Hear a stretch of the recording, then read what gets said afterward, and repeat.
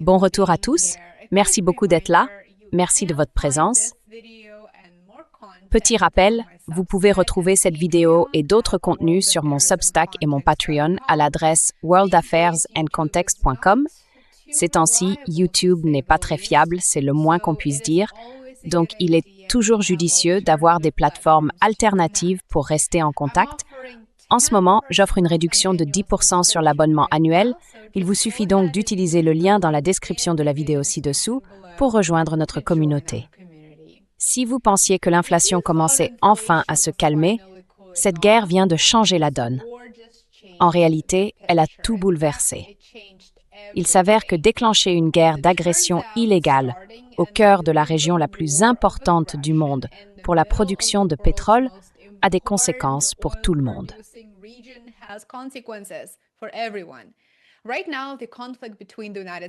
En ce moment, le conflit entre les États-Unis et l'Iran n'est pas seulement une crise géopolitique, c'est un choc pétrolier en préparation. Nous n'avons encore rien vu. Ce n'est que le début. Et si le prix du pétrole reste élevé, il ne s'agira pas seulement de souffrir à la pompe. Nous parlons d'une nouvelle vague d'inflation mondiale qui pourrait frapper les États-Unis, l'Europe, la Chine et tous les autres entre les deux. Alors, décomposons tout cela. Dans la seconde partie de cette vidéo, je vais relier ce sujet à la crise de l'accessibilité financière aux États-Unis, car c'est quelque chose avec lequel chaque Américain se débat déjà, et maintenant nous ajoutons une nouvelle couche.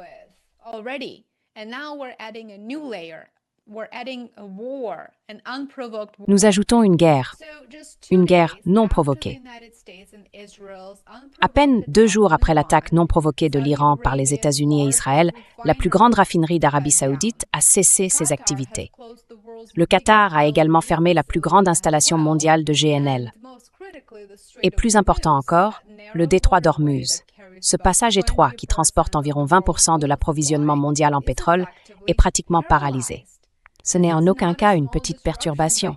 C'est une crise mondiale en gestation, comme je l'ai déjà mentionné. Maintenant, faisons le calcul.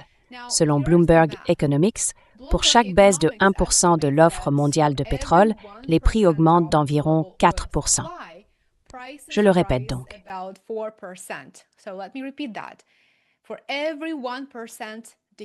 Pour chaque baisse de 1% de l'offre mondiale de pétrole, ce que nous savons inévitable puisque l'Arabie Saoudite et le Qatar ferment leurs installations, celles-ci étant prises pour cible en représailles, les prix augmentent d'environ 4%. Si le détroit reste bloqué, ce qui est probable, et que l'offre chute fortement, le prix du pétrole pourrait bondir de 80%, 80% par rapport au niveau d'avant-guerre. Cela nous ferait passer d'environ $65 le baril à près de $108 le baril. Et il ne s'agirait pas d'un pic temporaire. Dans un scénario sévère, les prix pourraient rester élevés jusqu'au 4e trimestre de cette année. Alors, que signifie concrètement un baril à $108 ? Eh bien, le président serbe Vučić a donné son point de vue. C'est assez sombre, je dois vous prévenir, mais regardez cet extrait.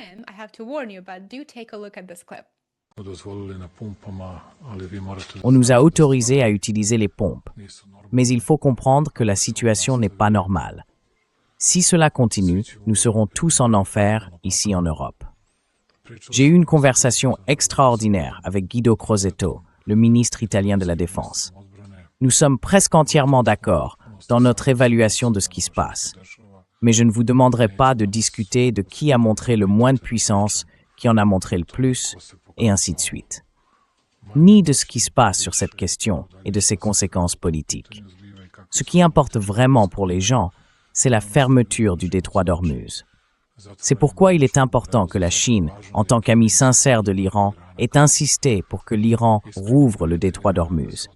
Car sans cela, le prix du pétrole détruit tout.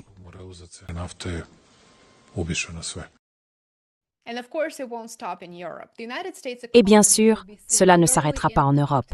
L'économie américaine sera gravement touchée, car elle est liée à l'économie mondiale. Les consommateurs y perdent, car l'essence devient plus chère, mais les producteurs de pétrole américains, pensez au lobby du Capitole, y gagnent, puisqu'ils vendent à des prix plus élevés. On s'attend à une hausse de l'inflation en raison de la flambée des prix du pétrole sur une période prolongée. La guerre choisie par Trump contre l'Iran fait grimper l'inflation au moment même où le président Donald Trump exige des taux d'intérêt plus bas.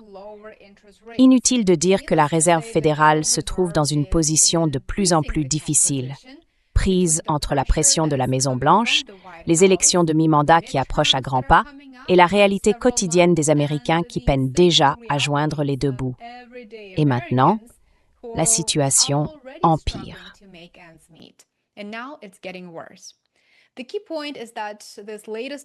Le point essentiel, c'est que ce dernier choc économique ne se produit pas isolément.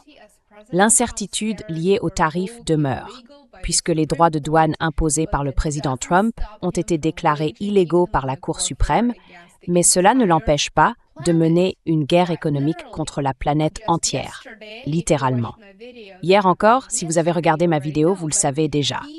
Il a menacé d'imposer un embargo à l'Espagne, un partenaire occidental fiable.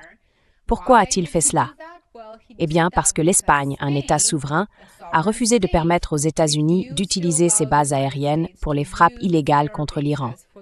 Trump a donc riposté en menaçant de couper le commerce avec l'Espagne pour cette raison. Revenons maintenant à l'économie américaine. La crise de l'accessibilité financière aux États-Unis est déjà profonde. Et la guerre d'agression aggrave la situation.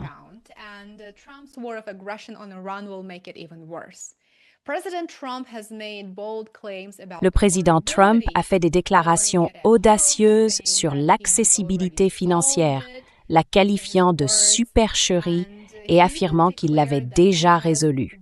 Ce sont ses propres mots. Il a même déclaré qu'il avait gagné la bataille de l'accessibilité.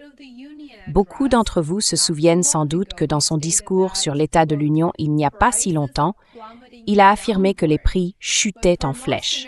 Mais pour la plupart des familles américaines qui paient un loyer, achètent des produits alimentaires, remplissent leurs ordonnances et règlent leurs factures de services publics, ces affirmations semblent déconnectées de la réalité.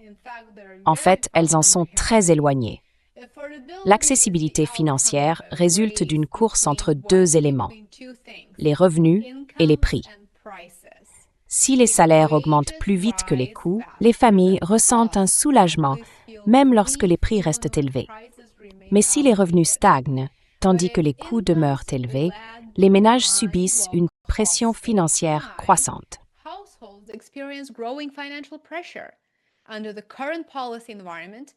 Dans le contexte politique actuel, la croissance des revenus de la famille moyenne a bien plus de chances de souffrir que les prix de réellement baisser. Ainsi, les affirmations de Trump, selon lesquelles il aurait réglé quelque chose, sont facilement réfutées par l'Américain moyen, qui peut clairement évaluer la situation et tirer ses propres conclusions. Par exemple, les coûts des soins de santé sont inabordables pour plus de 70% des Américains. Réfléchissez à cela. Depuis janvier 2025, les coûts pharmaceutiques ont augmenté à la suite des droits de douane imposés sur les médicaments qui avaient auparavant été délocalisés en vertu d'anciennes dispositions fiscales. Les primes d'assurance maladie ont également grimpé après l'expiration des subventions renforcées de l'Affordable Care Act.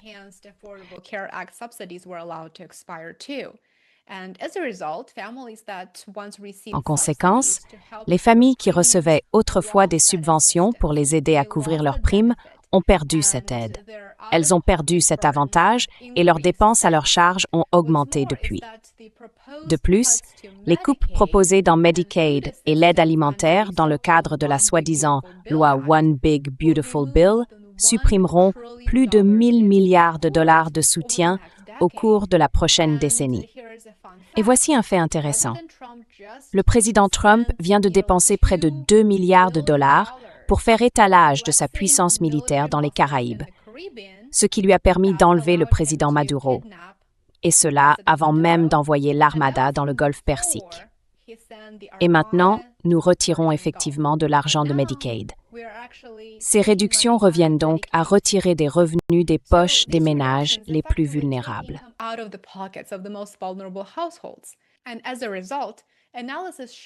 Et par conséquent, l'analyse a montré que les 40% de familles les plus modestes subiraient une baisse de leur pouvoir d'achat en vertu de cette législation, alors même qu'elle ajouterait environ 4 000 milliards de dollars à la dette nationale. Ainsi, si l'on ajoute la guerre de choix de Trump en Iran, menée pour servir les intérêts d'Israël, on peut constater qu'il s'agit d'une crise véritablement profonde en gestation. Les États-Unis consacrant des milliards de dollars à des guerres d'agression contre des États souverains, plutôt que de choisir de s'attaquer aux problèmes intérieurs. Il y a un autre sujet dont nous devons parler rapidement. Le marché du travail s'est nettement refroidi en 2025 et il continue sur cette trajectoire. Ce qui signifie que les travailleurs ne doivent pas s'attendre à des hausses de salaire alors que les embauches ralentissent et que les entreprises réduisent leurs coûts opérationnels simplement pour rester à flot.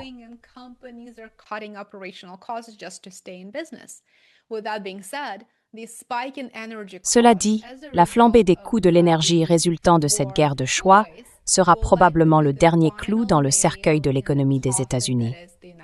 Plus cette guerre durera, plus les prix augmenteront, car les installations de production à travers le Moyen-Orient seront touchées par les frappes de représailles de l'Iran, destinées à défendre le pays contre l'agression étrangère. Si vous avez trouvé cette vidéo intéressante et utile, n'hésitez pas à découvrir davantage de contenu sur mon Substack ou mon Patreon. J'adorerais vraiment vous y retrouver. Comme toujours, merci infiniment d'avoir regardé. J'apprécie votre temps, j'apprécie votre présence et j'ai hâte de vous revoir demain.